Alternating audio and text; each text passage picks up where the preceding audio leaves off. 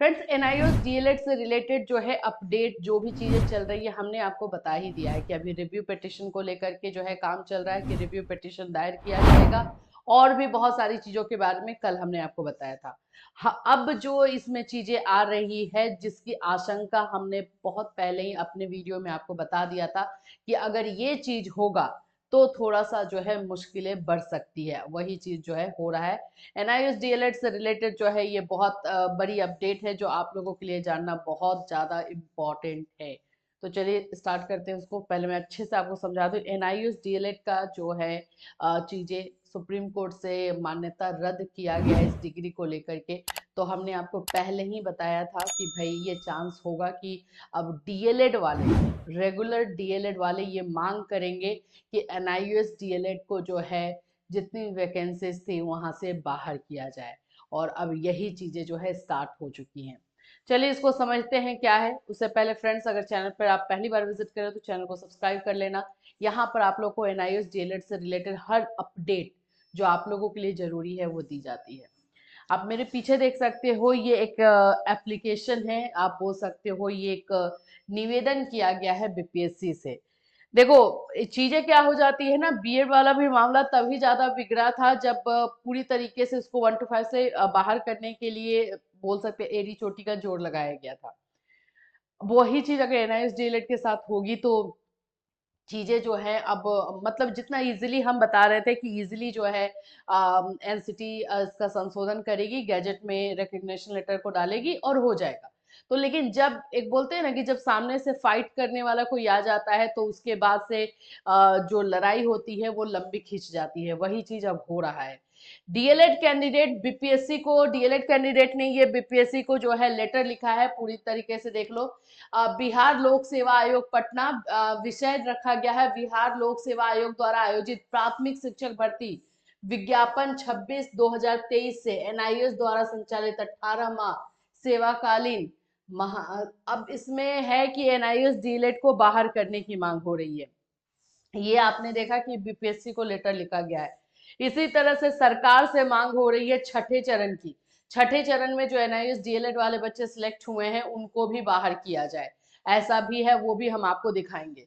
देखिए बताया गया है, सविनय निवेदन के साथ कहना है कि माननीय सर्वोच्च न्यायालय एसएलपीसी, पूरा बताया गया है इसका जो सुनवाई करते हुए अपने पारित किया है आदेश के एनआईएस द्वारा संचालित 18 माह सेवाकालीन डीएलएड को प्राथमिक शिक्षक भर्ती के लिए अयोग्य माना है। तो यहाँ पे जो है रिक्वेस्ट यही किया गया है कि अतः श्रीमान से निवेदन है कि जब एनआईओएस डीएलएड की डिग्री प्राथमिक शिक्षक भर्ती के लिए अयोग्य है तो वो कैसे विज्ञापन में वर्णित न्यूनतम योग्यता को पूर्ण कर पाएंगे। अतः महोदय से निवेदन है कि एनआईओएस डीएलएड के प्रशिक्षण प्राप्त अभ्यर्थियों का रिजल्ट रद्द करते हुए उनके जगह 2 वर्षीय प्रशिक्षण प्राप्त डीएलएड अभ्यर्थियों का रिजल्ट प्रकाशित किया जाए। एनआईओएस डीएलएड खास करके बिहार की बात करते हैं तो वहां पे स्टूडेंट आपको मिलेंगे। तो एनआईओएस डीएलएड के जिन बच्चों का सिलेक्शन जो है टीआरई 1 में हुआ है उनके रिजल्ट को रद्द करने की मांग की जा रही है, उनको वहां से हटाने की मांग की जा रही है और डीएलएड कैंडिडेट को जो है उनकी जगह पे बोल सकते हो कि रखने की मांग की जा रही है। ये पहला है। दूसरा मामला जो है यहाँ पर देखो, इसमें ये न्यूज में भी आ चुका है, एनआईएस डीएलएड सर्टिफिकेट में बहाल अभ्यर्थियों को हटाने की मांग। और ये मांग छठे चरण में हो रही है। छठे चरण में जितने भी एनआईएस डीएलएड के बच्चों का जो है सिलेक्शन हुआ है उन्हें हटा करके फिर से काउंसलिंग करवाई जाए और वहां पर जो है डीएलएड कैंडिडेट को लिया जाए। यहाँ पर मैं आपको दिखा दूं, 10 अगस्त 2017 से पूर्व बहाल अप्रशिक्षित शिक्षक के लिए 18 माह वाला डीएलएड मान्य है, परंतु उसके बाद बहाल लोगों का सर्टिफिकेट अवैध है।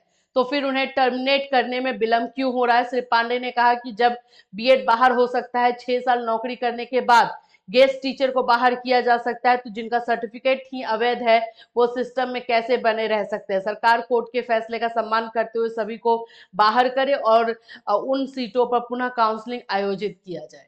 ये दो मांगे जो है चल रही है। क्या होगा इसमें, मेन तो ये है। देखो ये मामला ना तब तक आगे नहीं बढ़ेगा जब तक एनसीटी सामने आकर के कुछ नहीं कहती है। अगर एनसीटी ने जो है अपने मामले को क्लियर कर दिया कि हाँ, या तो वो रिकग्निशन लेटर को शामिल कर ले या फिर वो जो है सुप्रीम कोर्ट के फैसले को जो है एक्सेप्ट करे और सभी को बोले एक्सेप्ट करने के लिए, दोनों में से जो भी, तो एनसीटी अभी चुप है। तो इसलिए इन सारे मामले को उठाया तो जाएगा, हमने आपको पहले ही बताया था कि इन सभी मामले को उठाया जाएगा। और ये मामला ऐसा है कि उठेगा तो फिर से जो है कोर्ट में जाएगा, और कोर्ट में जाएगा तो वहां पर एक फिर से चर्चा जो है चलेगी, ये चीजें होंगी। अब अगर यहाँ पर ये मामले को, जैसे अभी तो रिक्वेस्ट ही किया जा रहा है, अब इन मामले को अगर कोर्ट में ले जाया जाता है, चैलेंज किया जा रहा है, तो क्या होगा? तो देखो, एनआईओएस डीएलएड को अगर कोर्ट में चैलेंज किया, जो कि पटना हाई कोर्ट ने पहले एनआईओएस डीएलएड को वैलिड माना है, और उसके बाद जो है वैकेंसी हुई है, और उसी को जो है चैलेंज करके फिर से अगर यहाँ पर इस मुद्दे को उठाया जाता है, तो फिर परिणाम गंभीर हो सकते हैं। अब इसमें मामला जो है सुलझाने का काम तो एनसीटी करेगा, इसीलिए आप लोगों से हम भी रिक्वेस्ट कर रहे हैं कि एनसीटी पर प्रेशर बनाया जाए, जल्दी से जल्दी जो है वो इस पे स्टेप ले। एनसीटी जल्दी से जल्दी स्टेप ले, और एनआईओएस डीएलएड के बच्चे को जो है वो, आप कैसे वो करेंगे वो उनके हाथ में है, लेकिन एनसीटी इतना तो समझ रही है कि एनआईएस डीएलएड को जो है वो अगर मान्य करना चाहती है तो किस तरह से वो करेगी। ये एक सिंपल वे में जाए कि रिकॉग्निशन लेटर को गैजेट में मॉडिफिकेशन करने का जो है, संशोधन करने का सोचे, और नहीं तो फिर उसके बाद से जो है गैजेट जो है पास किया जाएगा, तो वो तो बहुत लंबा प्रोसेस हो जाएगा। यही सिंपल प्रोसेस अभी लग रहा है। जो भी हो, करना एनसीटी को है, तो एनसीटी के ऊपर आप लोगों को प्रेशर बनाना पड़ेगा, ज्यादा से ज्यादा जो है इसमें इन्वॉल्व रहिए। अभी हाथ से जरा सा भी कमान को ढीला मत करना, नहीं तो फिर जो बीएड वाले स्टूडेंट्स के साथ हुआ वही होने के चांसेस बन जाएंगे। क्यों बोल रही हूँ? क्योंकि बीएड वाले स्टूडेंट्स में भी उतनी एकता नहीं, कुछ बच्चे तो पहले ही जैसे फैसला आया वैसे ही वो लोग हार मान गए थे कि हाँ होगा नहीं होगा, चलो ये कर देते हैं। बहुत सारे बैकफुट पे पहले आ गए थे। आप लोगों में अभी यूनिटी दिखाई दे रही है, बिल्कुल आप लोगों में यूनिटी है। और दूसरी सबसे इंपॉर्टेंट बात है ना कि आप लोगों के लिए एक स्कोप है कि आप लोगों को जो है मान्यता दी जा सकती है। केयरलेस जो है रवैया जो है आप लोगों के साथ अपनाया गया है, बस उसको ठीक कर लेना है। अदरवाइज नियम में कहीं पे कुछ भी प्रॉब्लम पे क्वेश्चन नहीं उठाया गया है, इसीलिए यहाँ पर सुधार हो सकता है। और एनसीटी एक बार बीएड वाले स्टूडेंट के साथ करके देख चुकी है कि उसको क्या भुगतना पड़ा है, तो मुझे नहीं लगता है कि एनआईओएस डीएलएड के साथ इतनी जल्दी जो है वो रिस्क लेगी। बिल्कुल आपके बारे में पॉजिटिव करेगी, लेकिन हम ये सोच करके कि पॉजिटिव होगा बैठ नहीं सकते हैं। आप लोगों को ज्यादा से ज्यादा, देखो आप अपने लेवल से बहुत कुछ कर सकते हो, सोशल मीडिया पर हो, डेली 2 घंटे 3 घंटे तो निकालते ही होगे सोशल मीडिया पे, उसका जो है राइट यूज करो ना। ट्विटर पे जाओ, वहां पे जो है आप ये टैग कीजिए, वहां पर यूज कीजिए एनआईओएस डीएलएड को, जो है इंसाफ देने वाला, जो हमने आपको पहले टैग बताया उस पर ज्यादा से ज्यादा कीजिए।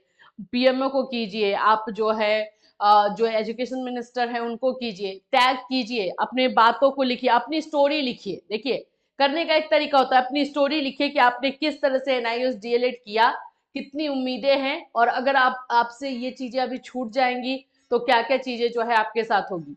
एंड देन टैग कीजिए जो जो मेन लोग हैं। अपनी हर किसी की स्टोरी होगी, हर किसी को जो है इसके हटने से जो है प्रॉब्लम होगा, तो प्लीज इसमें बने रहिए। और अभी थोड़ा सा जो है, कोई अगर ये बोल रहा है ना कि तुम लोग भी आउट हो जाएंगे, उनको बोलने दो, आप दिमाग में बिल्कुल मत लो, चांसेस है ये हम जानते हैं, बस उस पर काम करने की जरूरत है। इससे रिलेटेड और कोई अपडेट आएगा डेफिनेटली आपको इसी चैनल के माध्यम से इन्फॉर्म किया जाएगा। Till then take care everyone.